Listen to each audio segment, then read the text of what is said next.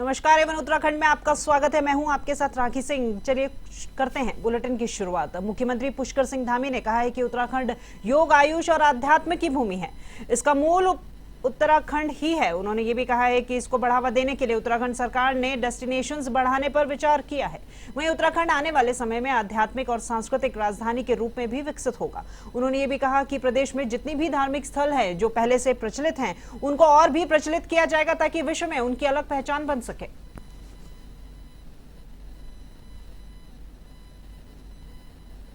योग की, आयुष की और अध्यात्म की भूमि है, इसलिए योग का जो मूल केंद्र है वो भी हमारा उत्तराखंड है। इसलिए हमने ये तय किया है कि नए डेस्टिनेशन जो पहले से हमारे प्रचलित हैं उनको विश्व के सभी लोग जानें, क्योंकि आने वाले समय में उत्तराखंड आध्यात्मिक और सांस्कृतिक राजधानी केंद्र के रूप में जानी जाएगी। और माननीय प्रधानमंत्री जी ने भी अपने संबोधन में जो 9 रत्नों का उल्लेख किया है उसमें उत्तराखंड को एक प्रमुख केंद्र के रूप में योग और अध्यात्म के क्षेत्र में आगे का जो विकास होना है उस दिशा में होना है। इसलिए हमने तय किया है कि सरकार जो है विभिन्न जो हमारे धार्मिक स्थान हैं और ऐसे स्थान हैं जो सांस्कृतिक रूप से समृद्ध हैं या आगे उनको विकास की ओर ले जा सकता है, उन सभी केंद्रों को जो है केंद्र मानकर हम लोग जो है योग दिवस को मनाएंगे। देहरादून पुलिस लाइन में आयोजित कार्यक्रम में प्रदेश के 1425 आरक्षी पुलिस की मुख्यधारा में शामिल हो गए हैं। देहरादून पुलिस लाइन में आयोजित कार्यक्रम में मुख्यमंत्री पुष्कर सिंह धामी, डीजीपी अशोक कुमार और अपर मुख्य सचिव राधा रतूड़ी सहित तमाम पुलिस के अधिकारी मौजूद रहे। इस दौरान मुख्यमंत्री धामी ने नवनियुक्त आरक्षियों को नियुक्ति पत्र प्रदान किए हैं। साथ ही 13 जिलों में पुलिस के बड़े अधिकारियों ने आरक्षियों को नियुक्ति पत्र वितरित भी किए हैं। सीएम धामी ने यह कहा है कि लंबे समय से पुलिस महकमे में पुलिस कर्मियों की कमी थी। इसको लेकर कई बार पुलिस विभाग और गृह विभाग की तरफ से भर्ती प्रक्रिया को शुरू करने की बात भी सामने आई थी, जिसके चलते अब प्रदेश में 1425 पुलिस आरक्षी पुलिस में भर्ती हो गए हैं। सीएम धामी ने यह भी कहा कि पुलिस महकमे में अभी भी 4000 पद खाली हैं, जो जल्द ही भरे जाएंगे। इसके साथ ही इस वर्ष 10 लाख युवाओं को रोजगार देने का भी लक्ष्य रखा गया है।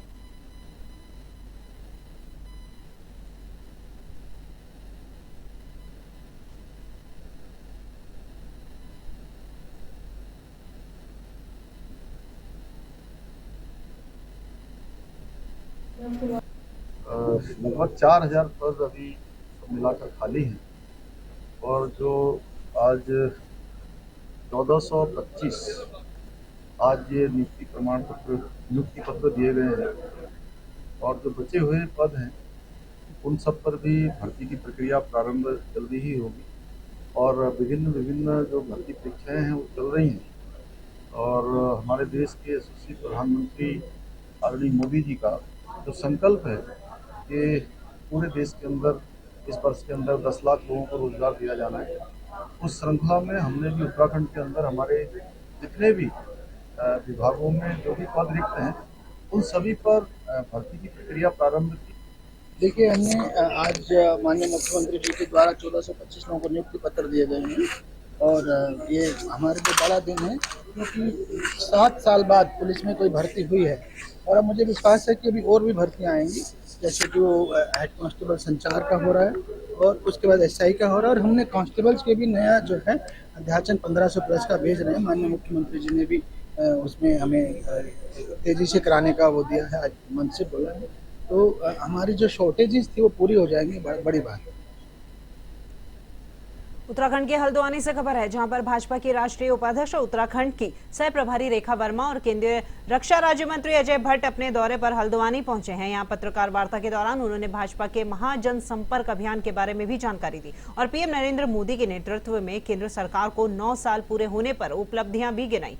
और ये भी कहा कि जब इस जनसंपर्क अभियान में भाजपा का प्रत्येक कार्यकर्ता डोर टू डोर संपर्क करेगा, 2000 के नोट बंद करने के फैसले के सवाल को टालने की कोशिश करते हुए वर्मा केवल इतना कहकर बच निकली कि यह फैसला सरकार द्वारा कुछ सोच समझकर ही लिया गया होगा, इसका फायदा ही होगा, दूरगामी परिणाम सामने आएंगे। वहीं उनसे जब बेरोजगारी, शिक्षा और अर्थव्यवस्था को लेकर सवाल पूछे गए तो जवाब की जगह वो योजनाओं की जानकारी का हवाला देकर निकल गई। लोकसभा चुनाव में 5 सांसदों का चेहरा बदलने के सवाल को भी टाल दिया गया और ये कहा कि अभी ध्यान केवल चुनावी तैयारियों पर है, अभी सारे सांसद तैयारियों में लगे हैं।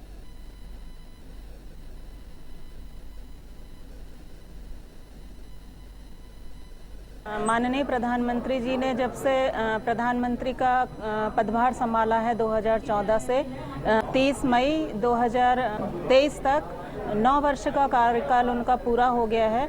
तो 9 वर्ष में जितना भी उन्होंने योजनाओं को धरातल पर पहुंचाया है, तो हमारे भारतीय जनता पार्टी के पदाधिकारियों द्वारा और जनप्रतिनिधियों द्वारा जनसंपर्क किया जा रहा है, ताकि प्रधानमंत्री जी ने जो 9 साल में हमारे पंक्ति में खड़े समाज के अंतिम व्यक्ति तक जो योजनाओं का लाभ पहुंचाया है। आज पूरे देश में इसी तरह जैसे प्रेस यहाँ पर भी अलग अलग क्षेत्रों में अलग अलग दिवस पर हमारे बड़े नेता, हमारे सांसद, हमारे पदाधिकारी कर रहे हैं और इसकी यूटिलिटी क्या है, उपयोग क्या है और हमने 9 सालों में क्या किया, हम ये बता रहे हैं। महंगाई की बात आ रही है, हम 3 सिलेंडर गरीबों को मुफ्त में दे रहे हैं, ये सब आपको पता है। 3 सिलेंडर मुफ्त में दे रहे हैं। मॉर्गन स्टैनली जो वित्त के बारे में विश्व को पूरा संदेश देती है, सर्वे करती है देशों का, कि अभी आपको मैंने बताया है कि आज पूरे विश्व की अर्थव्यवस्था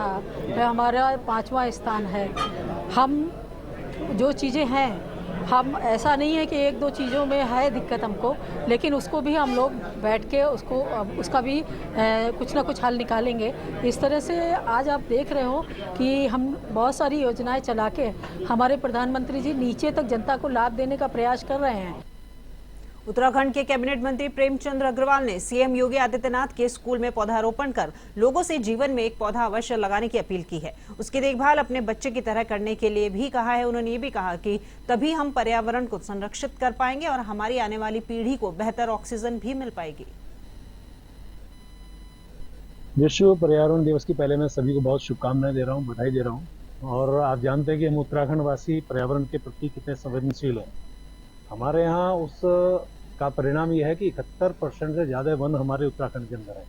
तो भी हम बहुत जागरूक हैं और लगातार हम लोग ऐसे अवसरों पे वृक्षारोपण यानी पौधारोपण करते हैं। आज के लिए मैं यही कह सकता हूँ कि पर्यावरण हर दृष्टि से बहुत महत्वपूर्ण है। जिस प्रकार से क्लाइमेट चेंज और ग्लोबल वार्मिंग इन सब की बात करते हैं, तो ऐसे में पौधारोपण जरूर करना चाहिए ताकि हम बैलेंस कर सकें। मंत्री को तलब करने के मामले में कांग्रेस के प्रदेश अध्यक्ष करण महारा ने नाराजगी जताते हुए कहा है कि बीजेपी के मंत्री और नेता सिर्फ दिखावा करते हैं। आपको बता दें कि शहरी विकास मंत्री प्रेमचंद अग्रवाल को सीएम ने अपने दरबार में तलब किया था, जिस पर कांग्रेस अध्यक्ष ने चुटकी लेते हुए कहा कि अगर मुख्यमंत्री को अपनी छवि ठीक करनी है तो उन्हें अपने आचरण पर कंट्रोल करना चाहिए। उन्होंने आगे ये भी कहा कि मंत्री को तलब करने के बाद कार्रवाई क्या हुई कोई नहीं जानता, सिर्फ तलब करने से काम नहीं चलेगा बल्कि एक्शन लेना होगा। आपको ये भी बता दें कि प्रेमचंद अग्रवाल पर अपने सुरक्षा कर्मियों के साथ 3 मई को ऋषिकेश में सरेआम मारपीट का आरोप है। अगर अपनी छवि ठीक रखनी है बीजेपी को और माननीय मुख्यमंत्री जी को, तो उनको कंट्रोल करना चाहिए। बड़े जोश में अखबारों में छपा कि मुख्यमंत्री ने तलब किया मंत्री को। अब हम पूछ रहे साहब तलब तो किया था, लेकिन वो तलब करे हुआ नतीजा क्या हुआ, अभी तक तो कुछ देखने को आया नहीं। तो खाली छवि सुधारने के लिए ये कहते हैं कि तलब कर लिया है, इससे काम चलने वाला नहीं है। एक्शन करके दिखाएं तो अच्छा लगेगा।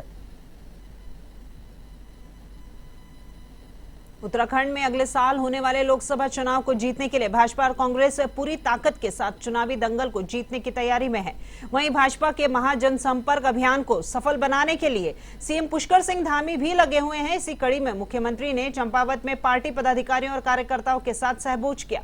आपको बता दें कि महाजनसंपर्क अभियान में पार्टी हाईकमान ने टिफिन कैबिनेट करने के निर्देश दिए हैं।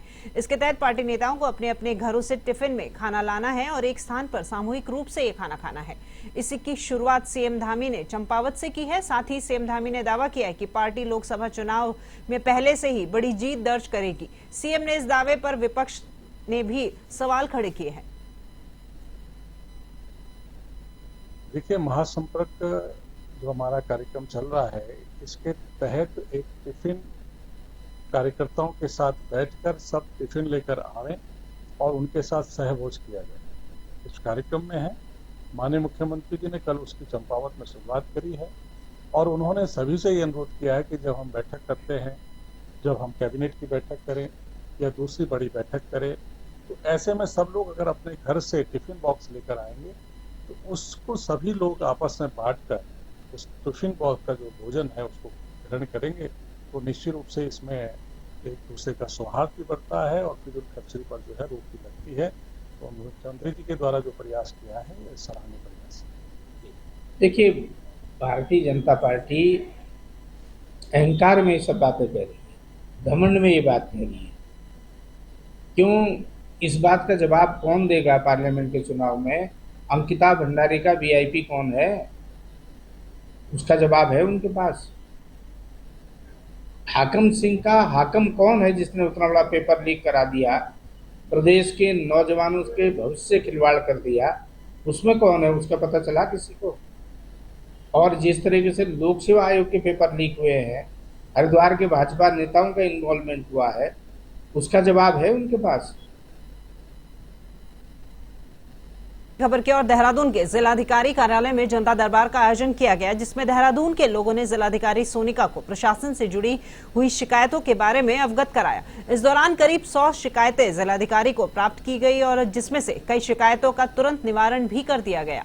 हालांकि जिन शिकायतों का निस्तारण तुरंत नहीं किया जा सकता था, उन पर कार्रवाई के दिशा निर्देश जिलाधिकारी सोनिका ने दे दिए हैं। देहरादून की जिलाधिकारी सोनिका का कहना है कि अधिकतर शिकायतें अतिक्रमण और संबंधित विवादों से जुड़ी थी।